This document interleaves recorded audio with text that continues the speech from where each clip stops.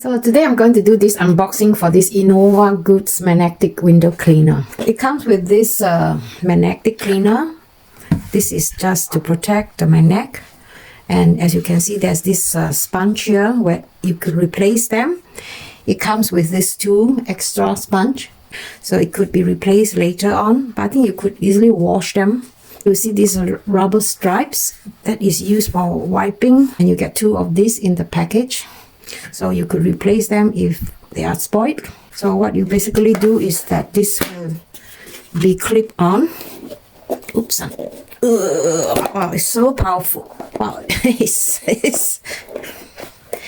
really powerful. You just need to clip them between the window, and this string will be tied onto your hand in case this part fall off. So it's very good if you are staying in a high floor, so you won't lose this part.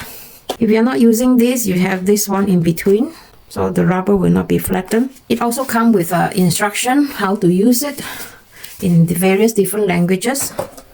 So it'll be exciting to just try. I'll see if I can make another video how I use this product. I hope this open box is helpful for you.